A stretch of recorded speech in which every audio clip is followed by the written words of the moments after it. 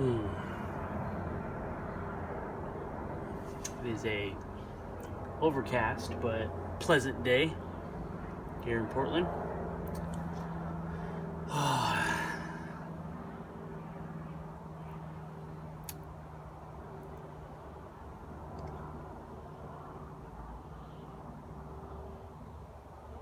I'm actually outside of Portland, out in a suburb called Fairview, where I own a house that I'm selling soon. And so I have a project in the shop at this house that I'm trying to get on the road so I don't have to tow it when I sell this house. And I want to drive it again. It's been sitting for a few years. So right now, I finished the work I had today as my goal before I have to go get my son from school. And I'm just waiting for some RTV gasket sealant to gum up a little bit before I torque down the bolts that are on top of it. So I have to wait an hour for that. I thought I'd have a little pipe and then make a video and show you what I'm working on. My pipe today is this little pipe maker brand. I've seen it before. This one's been repaired, so it's been like the shank has been cut and then the stem has been reattached. It appears. So making it this really nice little stubby clincher. My father-in-law got this for me at an estate sale or something. He found it at a yard sale or an estate sale and picked it up for me. And it's kind of one of those really good little beater pipes, you know, the kind like that you just can leave in your truck or your car.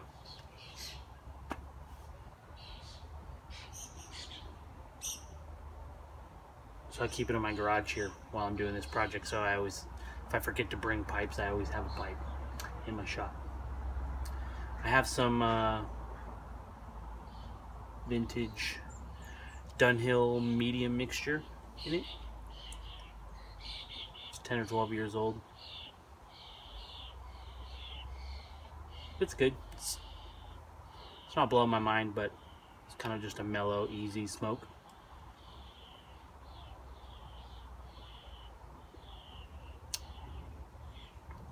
So that's what I got. Let's take a look at what I'm working on.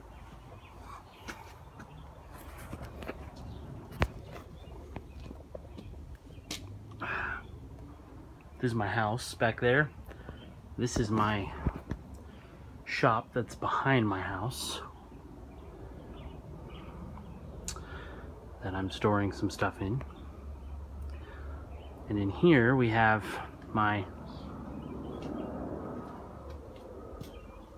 72. It's actually a 72 body on a 71 chassis, 3/4 ton K20 Chevy Suburban. And you can see it only has one door on the driver's side. On the passenger side it has two, so they are called the 3-door Suburbans.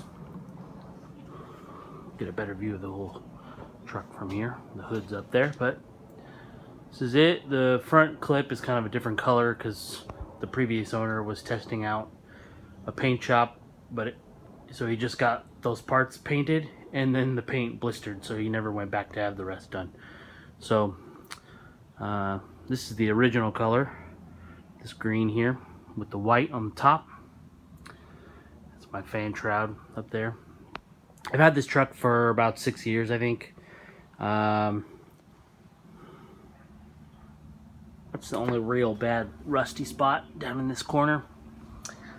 And I had a guy begin to help me do an engine rebuild on it a number of years ago, probably 5 years ago, shortly after I bought it.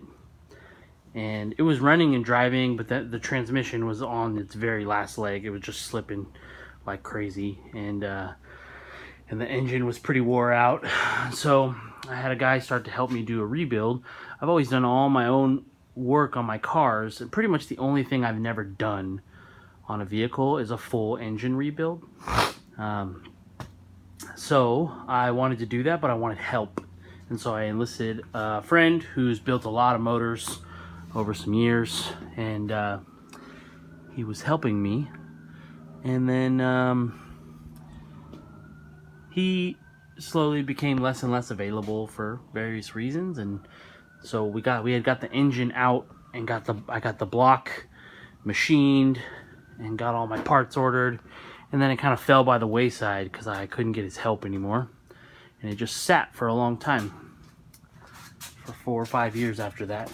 You see there's no motor in it, there's no transmission in it, just a lonely brake booster. And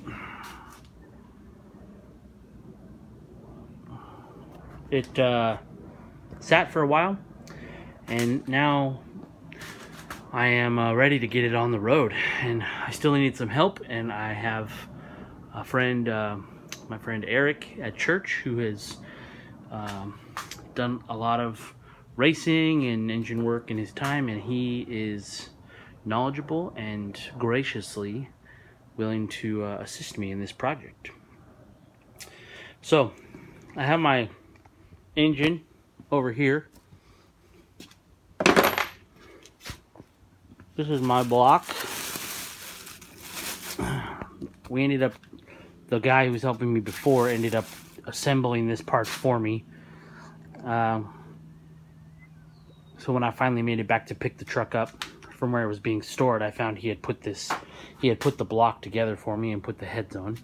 So it's just an assembled block. It has a crankshaft and piston and rods all installed, and the heads are rebuilt and bolted on here. So it's just waiting lifters and push rods and rocker arms, intake manifold, oil pan and pump on the bottom. New timing set. All those are parts I have now that I've ordered. But it's looking pretty good. I won't have a fuel pump, which goes right there. I'm going to put a block off plate there because I'm converting to an electronic fuel injection conversion made by this company called Fast Fuel Air Spark Technologies, and they make this bolt-on throttle body injection kit that just bolts on right where your carburetor goes, and it can't use that low pressure mechanical pump, so I'll block that off and I'll put a inline electric fuel pump that generates a little more line pressure for fuel injection. And then what I'm working on today is I need a moment here to relight.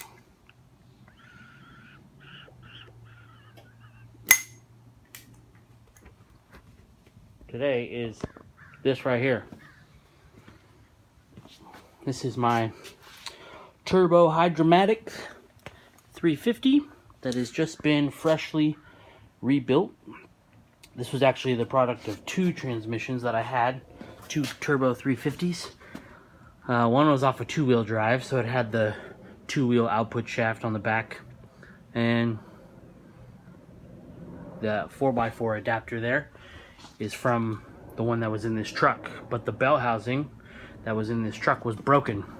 Right, this piece right here was busted off right there from about there to up there, and so it was kind of no good.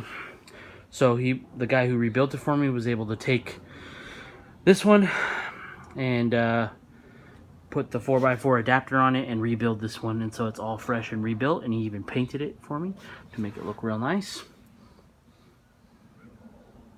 And this is my new process 205 married transfer case, and this has been my project today. My goal for today's work in here was to get this right here, this cross member, which is I removed from the frame from under the car. Get some new transmission mounts down there, those shiny things, And I had to go to the store and find some bolts for them because the bolts that went to that were missing when I bought this truck. It was just sitting on those bushings down there. So I had to go find the right bolts and then bolt this cross member to that adapter plate. If you don't understand this, this is the transmission. This is an adapter for a 4x4 transfer case. This is a transfer case. You'll have a drive shaft that bolts on right here that goes to your rear wheels, which are right there, and drives the car. And then you'll have another drive shaft that bolts on right here and goes to your front axle for when you engage your four-wheel drive. And this piece transfers that power from here to there, and from here to over here, in a very layman's way to explain it. So that's how it works.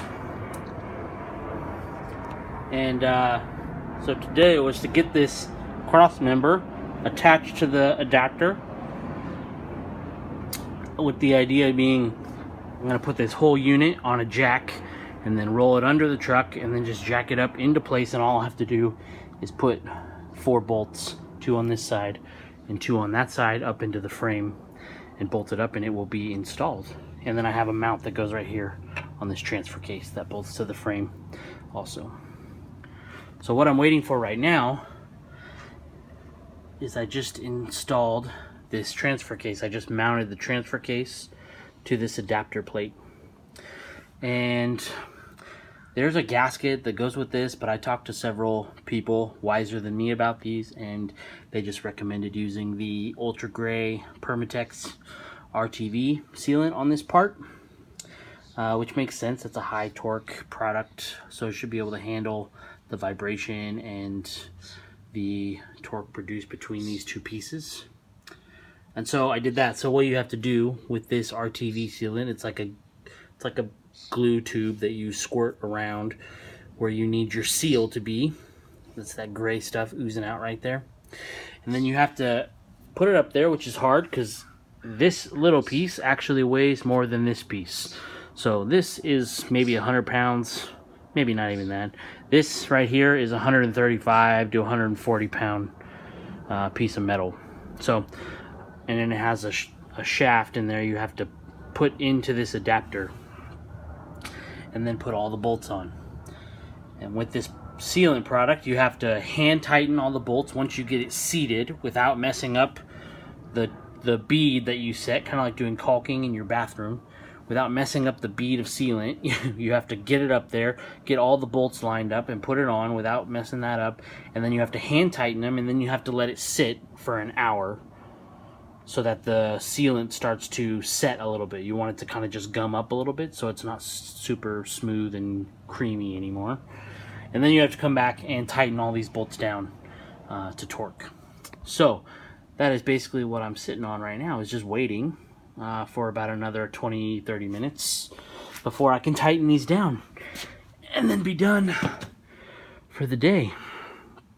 So then I have this thing all ready to go. Tomorrow Eric will come and we'll set this on the jack and probably clamp it on with some vice grips so it doesn't wobble and fall off. And then I've been told that when these things are all bolted together, that because of the weight distribution, that the balance point is actually right where this cross member is. So it's engineered so that this member sits on the center point of the weight distribution from this transmission to the transfer case. So this should be the spot where it balances, so you'll be able to set it on a jack right there. And then we'll roll it underneath and lift it up into place, and then bolt the frame, that cross member, back onto the frame. And then this, a piece that bolts on right here and then comes and bolts to the frame right next to it. That will hopefully be tomorrow, and then I'll put the drive axles back on, and then after that the drivetrain will be installed and ready to go. I'll put oil in it in both of these units because they're dry right now, and then we'll make our way over to the engine to finish the engine block, for which I have all my parts over here. I have my oil pump, intake manifold, new timing set, gaskets, motor mounts, in One of these boxes is a new set of really awesome, oh right here, fully roller rocker arms that I'm looking forward to having on there. My torque converter goes in the front end of that transmission. And that's basically the progress to be made.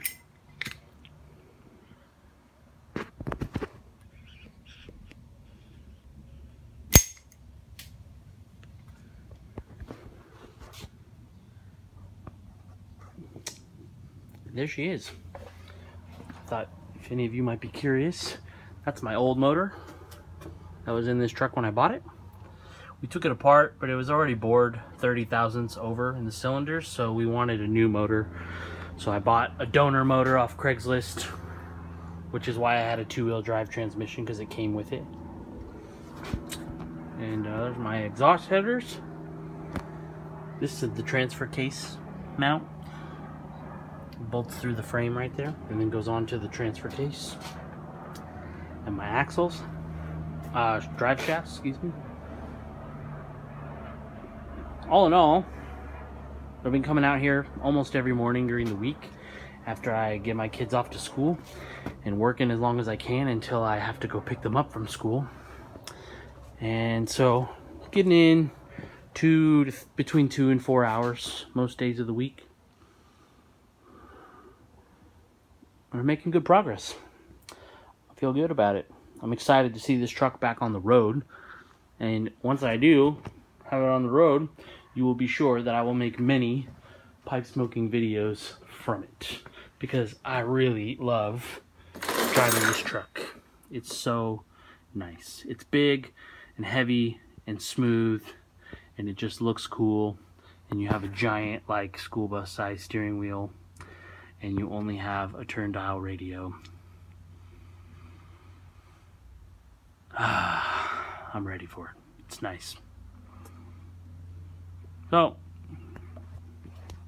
that's what I'm doing today, and that's all I have. I'm gonna finish this probably just in time to go tighten those bolts down after that sealant is set.